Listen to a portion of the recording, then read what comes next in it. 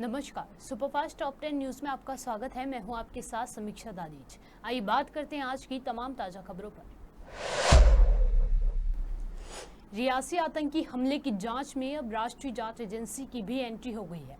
NIA team सोमवार सुबह सेना और लोकल पुलिस की जांच में मदद करने और जमीनी हालत का आंकलन करने के लिए जम्मू कश्मीर की रियासी पहुंची। मौके पर पहुंचने के बाद एनआईए की फॉरेंसिक टीम ने भी कई तरह के सबूत जुटाने में लोकल पुलिस की मदद की। वहीं मैं आपको बता दें कि इस आतंकी हमले में 9 लोगों की मौत हो गई है, जबकि 33 लोग घायल हुए हैं। लगता है पाकिस्तान जो है वो प्राइम मिनिस्टर नरेंद्र मोदी के तीसरी बार प्राइम मिनिस्टर बनने से नाखुश है। इसीलिए उसने अपने जो टेररिस्ट हैं उनको संदेश देकर एक निहत्थे लोग जो टूरिस्ट बस है उसके ऊपर फायरिंग करवाई है। फायरिंग में तो कोई घायल नहीं हुआ, पर ड्राइवर का गाड़ी से संतुलन बिगड़ने से गाड़ी जो है खाई में गिर गई, जिससे कि कुछ जाने गई हैं और कुछ लोग घायल हैं। मेरे इन लोगों के लिए सहानुभूति है और इनकी फैमिलीज के लिए एक ही संदेश है कि गवर्नमेंट ऑफ इंडिया और सिक्योरिटी फोर्सेज जो है ये जो टेररिस्ट है इनको एलिमिनेट करेंगे। इसके अलावा मैं गवर्नमेंट ऑफ इंडिया से एक और संदेश देना चाहता हूं कि वो जब तक पाकिस्तान के खिलाफ प्यूनिटिव एक्शन नहीं लेंगे तब तक जो है पाकिस्तान ऐसे ही टेररिस्ट जो है अटैक्स करवाता रहेगा।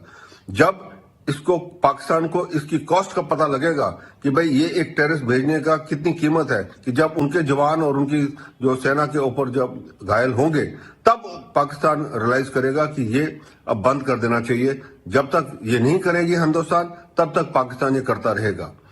मैं सिक्योरिटी फोर्सेस के लिए एक बिल्कुल संदेश है कि भाई वो अपने पूरी मुस्तैदी के साथ यहाँ पे पेट्रोलिंग और सारा क्लैम्प डाउन किया हुआ है उन्होंने, और जल्द ही ये जो टेररिस्ट है इनको वो एलिमिनेट। तीसरी बार प्रधानमंत्री के रूप में शपथ लेने के बाद नरेंद्र मोदी ने किसानों को लेकर बड़ा फैसला लिया है। पीएम मोदी ने किसान सम्मान निधि की 70वीं किस्त जारी करने के लिए फाइल पर हस्ताक्षर कर दिए हैं। प्रधानमंत्री मोदी द्वारा हस्ताक्षरित पहली फाइल प्रधानमंत्री किसान निधि जारी करने से संबंधित है। प्रधानमंत्री नरेंद्र मोदी के लगातार तीसरी बार शपथ लेने के जश्न के बीच रविवार रात मध्य प्रदेश के भाजपा दफ्तर में आग लग गई।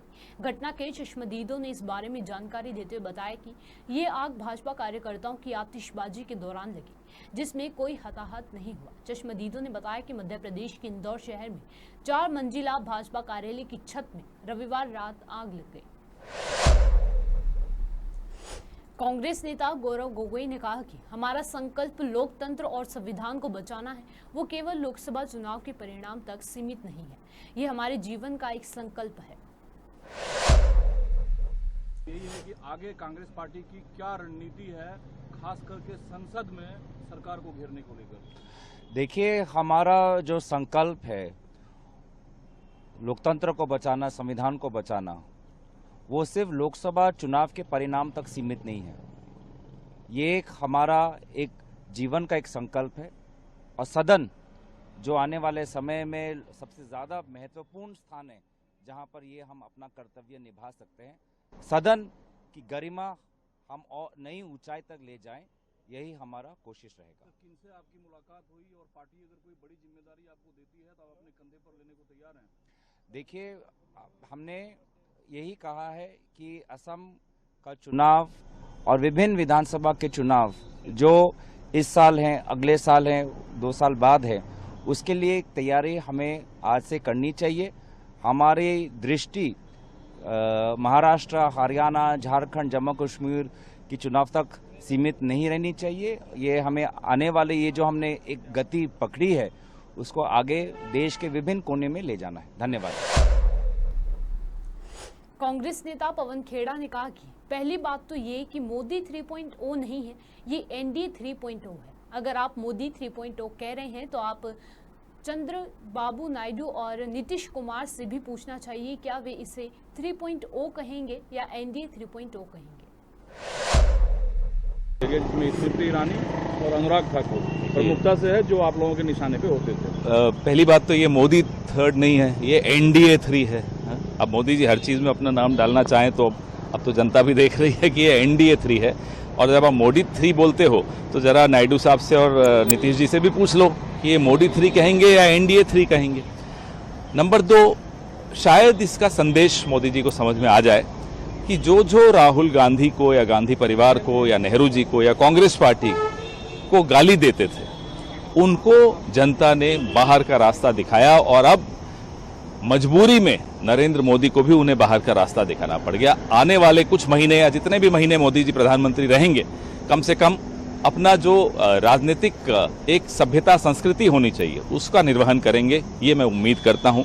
नंबर 3, जो हिंदू मुस्लिम की बात सबसे ज्यादा करते थे, अनुराग ठाकुर, उनको भी इनको बाहर का रास्ता दिखाना पड़ा।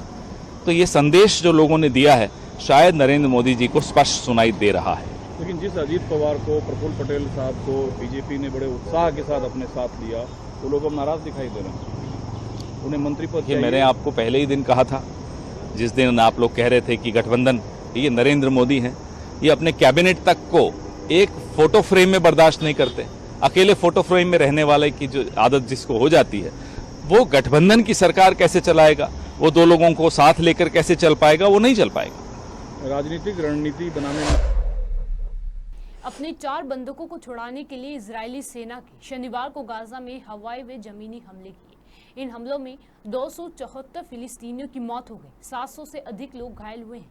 ये दावा गाजा के स्वास्थ्य मंत्रालय ने रविवार को किया। मंत्रालय ने बताया कि इजराइल का मध्य गाजा में किया गया ये ऑपरेशन गत 7 अक्टूबर के बाद सबसे बड़ा बचाव अभियान था। 7 अक्टूबर को हमास व अन्य आतंकी संगठनों ने इजरायली सीमा में घुसकर 1200 लोगों को मार दिया था। महाराष्ट्र के मुंबई में रविवार को भारी बारिश के कारण कई जगहों पर जलभराव की स्थिति पैदा हो गई। मौसम विभाग के अनुसार मुंबई के कुछ स्थानों पर तेज हवाओं के चलने की संभावना है। रविवार को भारी बारिश के कारण सड़कों पर गाड़ियां डूब गईं। मौसम विभाग ने सोशल मीडिया पर इसकी जानकारी दी है। उधमपुर इलाके के पिंगर वन क्षेत्र में लगी जंगल की आग भड़क उठी है। इससे पहले उधमपुर जिले के गंगेरा हील के जंगलों में रविवार को आग लग गई। उधमपुर के ब्लॉक 1 अधिकारी भारम दत्त शर्मा ने बताया कि आग सुबह लगी। सूचना मिलने पर मौके पर पहुंचे और आग बुझाने का काम शुरू कर दिया। दुनिया भर की नजर भारत बनाम पाकिस्तान मैच पर टिकी रहती है। क्रिकेट के मैदान में इन दोनों टीमों की भिड़ंत देखने के लिए फैंस भी किसी हद तक गुजर जाते हैं। इस बार भी कुछ ऐसा ही देखने को मिला। T20 वर्ल्ड कप 2024 का 19वां मुकाबला पिछले रविवार को इन्हीं दोनों चिर प्रतिद्वंदी टीमों के बीच खेला गया। इस हाई वोल्टेज मुकाबले का गवाह न्यूयॉर्क स्थित नासाउ काउंटी अंतर्राष्ट्रीय क्रिकेट स्टेडियम बना। यहाँ भी फैंस मैच का आनंद लेने के लिए विश्व के कोने कोने से आए थे। एक फैन ऐसा भी रहा जो पैसे नहीं होने की वजह से अपने ट्रैक्टर को बेचकर मैच देखने के लिए पहुंचा था। हालांकि पाकिस्तान की हार से भी निराश है। देश के उत्तरी राज्यों में प्रचंड गर्मी का कहर जारी है। मौसम विभाग की माने तो आज यानी 10 जून से 13 जून तक पंजाब, हरियाणा, दिल्ली, उत्तर प्रदेश, हिमाचल प्रदेश, उत्तराखंड, मध्य प्रदेश, ओडिशा, बिहार और झारखंड के अलग अलग स्थानों पर लू का दौर जारी रहने की आशंका है। वहीं कर्नाटक, महाराष्ट्र, अरुणाचल प्रदेश, असम और मेघालय में मानसून की एंट्री हो चुकी है और इन स्थानों पर अति भारी बारिश का अलर्ट जारी किया गया है। सुपरफास्ट टॉप 10 न्यूज में आज के लिए सिर्फ इतना ही। देश और विदेश की तमाम बड़ी खबरों से जुड़े रहने के लिए देखते रहिए पॉपुलर टीवी। धन्यवाद।